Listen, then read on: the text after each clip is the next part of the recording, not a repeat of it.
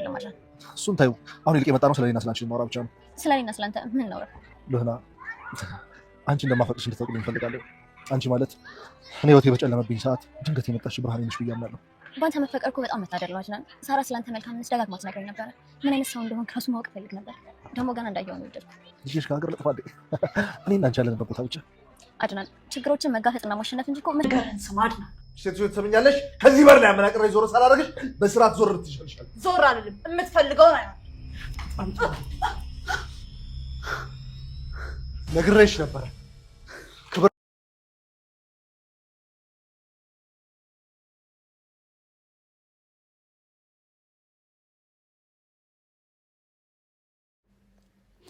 አድናን ትክክለኛ ሚስቱን አገኘ። በስተመጨረሻም ሉሃናን እንደሚያፈቅራትና እንደሚወዳት ፍርጥ አድርጎ ተናግሯል ማለት ነው። ዋው በጣም ደስ ይላል።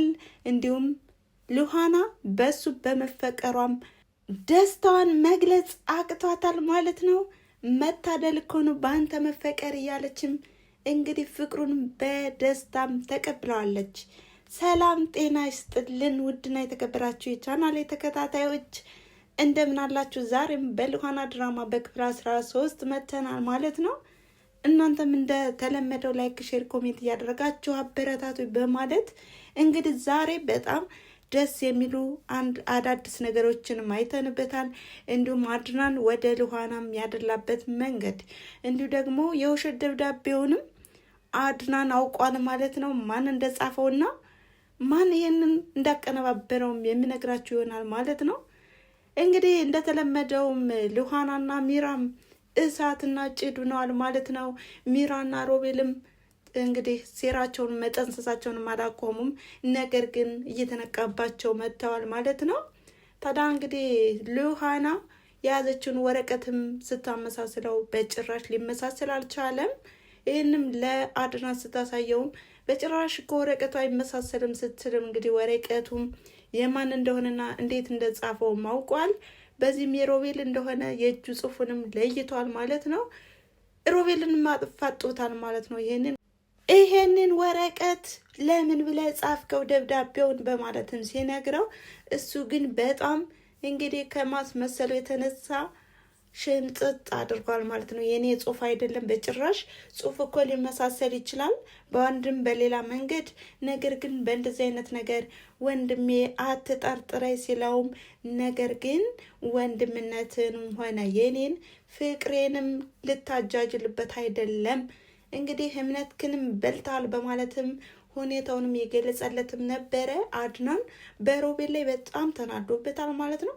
ወዲያውኑም እንግዲህ ሮቤል ወዴት ነው ሄደው? ወደ ሚራ አንቺ ተነሽ፣ አንቺ እንቅልፋ የሆነና የተፈጠረውን ብታይ ኑሮ እንደዚህ አትተኝም ነበረ በማለትም እንግዲህ ከመኝታዋ አስነስቷታል።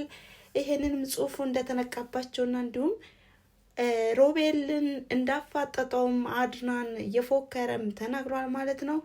አድናንም እንግዲህ ነቅቶብኛል፣ ይሄንን ወረቀት የኔ እንደሆነም የጻፍኩትንም ወረቀት ነቅቶብኛል፣ አንቺ እኮ ነሽ እያሉ እንግዲህ ሁለት ሌቦች ተያይዘዋል ማለት ነው። አንቺ ነህ አንተ ነህ በማለት ጊዜያችን ማቃጠል የለብንም እያለችም እንግዲህ አይሸነፌ ሚራ አሁን ላይም በጣም ተንኮሏንም እየጠነሰሰች ነው ማለት ነው።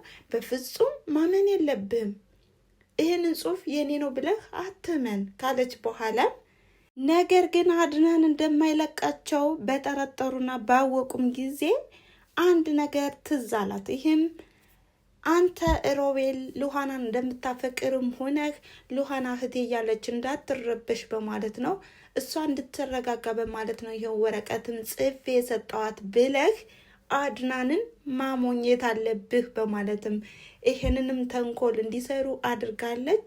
በዚህም እንግዲህ ሁለት ውሽሚዎች እየተነጋገሱም ነበረ። ሀሳብ ከአንቺ ከመጣ እኮ በጣም ጎበዝ ነሽ በጣም እያለም እንግዲህ ያደናንቃትም ነበረ። በዚህም እንግዲህ ሉሃናንም እንዳጠመዷትና እንዲሁም በመንገዳቸው ላይም ወጥመድ እንደሆነችም እየተናገሩ አሁንም በህይወት እንደማትኖርም እየዛቱባትም ነበረ። ነገር ግን ሉሃናም ነቅታለች ማለት ነው። በብዙ መንገድ ማለት ነው እየተቆጣጠራቻቸው ነው። እንዲሁም እንግዲህ ያው ሚራን ጨክና እንድትገላትም እያደረገ ነው። ተንኮለኛውና አስመሳየው ሮቤል ማለት ነው። በዚህም ሚራ እየፈራችም ቢሆን በነገሩ ተስማምታለች ማለት ነው። በሌላ በኩል ደግሞ አድናንንም እያወራችውም ነበረ። አድናን አሁን ላይ በጭራሽ ሊያናግራት አልፈለገም። ምክንያቱም እባክሽን ብቻዬን እንደሆን ፍቀጂልኝ ሲላትም እሷም ደግሞ እኔ እኮ እርጉዝ ነኝ ውድ ባለቤት እያለች እየሸፋፈነች እየቀባባች ብታወራውም እንኳን እሱም በጭራሽ አሻፈረ ብሏል ማለት ነው። እንደውም ፍርጥ አድርጎ ከሮቤል ክፍል ሂጂ አረፍ በይ በማለት ነበር እንግዲህ ሁኔታውንም የገለጸላት። እሷም ደግሞ ምን እያልክ ነው ምንድን ነው በማለትም ተናዳ እንግዲህ ያው ሰንካላዋ ወፍ ሰንካላዋ ዶሮ ሳትቀድምሽ ቀጥ ብለሽ ውጭልኝ በማለትም እንግዲህ ይናገራል ማለት ነው። በዚህም ልቡ እንደቆረጠ ያየችው ሚራ ወዲያውኑ ወደ ሮቤል ክፍል በመሄድም ዛሬ አድናን ሌላ ሰው ሆኗል፣ ሁኔታውን ሳይጠረጥርና ሳያውቅ አይቀርም በማለትም ነግረዋለች ማለት ነው። ሮቤልም አሁንም እንግዲህ አድናን በጣም ይዋህና እንዲሁም ጅል ስለሆነ ሁኔታውን አልጠረጠርም፣ ቢያውቅ ኑሮማ ይገለን ነበር፣ አይዞሽ ቆፍጠን በይ ኮራ በይ እያለም እያጽናናትም ነበረ ማለት ነው። በሌላ በኩል ደግሞ ልኋናም ሮቤልን ማፋጠጧን አልተወችም ማለት ነው። ክችን ላይ እንደሆነችም በጭራሽ እህቴን የት ነው የጣልካት? አሁን ጸጥ ሳላደርግህ ተናገር እያለችም እያስፈራራችውም ነበረ። እሱም ያው የያዘችውን ነገርም በማየትና በመደንገጥም በጭራሽ እሱን ያሽውን ነገርም አታስፈራሪኝ፣ እኔ በጣም ምፈራ እያለም እየተለማመጣትም ነበረ።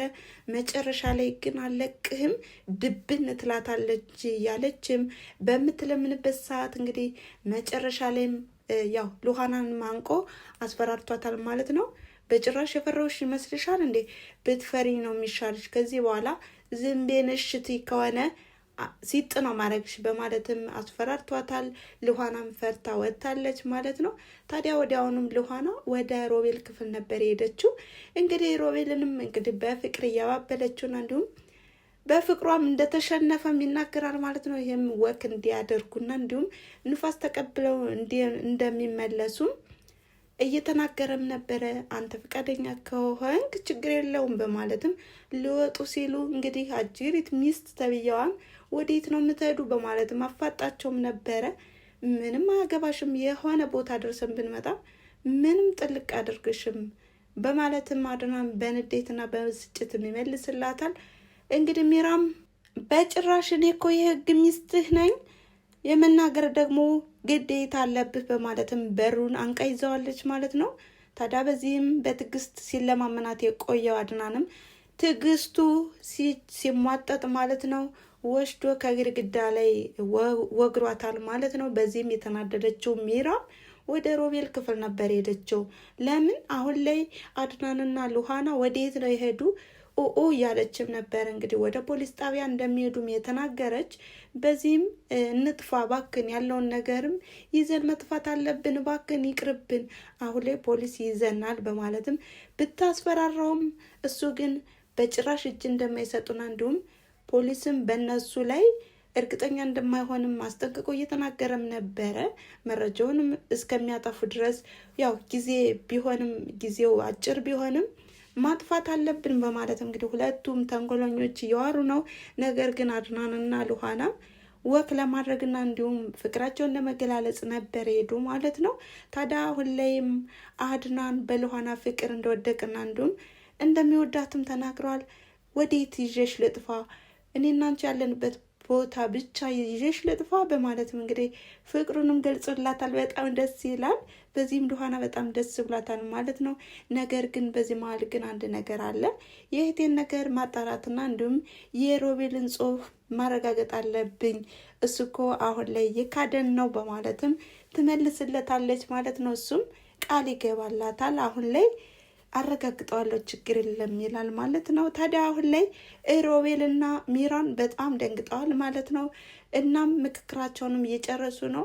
እንግዲህ በተኛችበት የሆነ ነገር አድርጊያት፣ እኔ አግዝሻለሁ፣ ከአድናንም እጠብቅሻለሁ እያላትም ነበረ። እንግዲህ በፍራቻም ቢሆን በነገሩ ተስማምታ ሉሃና ከተኛችበት እንግዲህ በትራስ ለማፈንም ወደ ክፍሏም ሄዳለች ማለት ነው።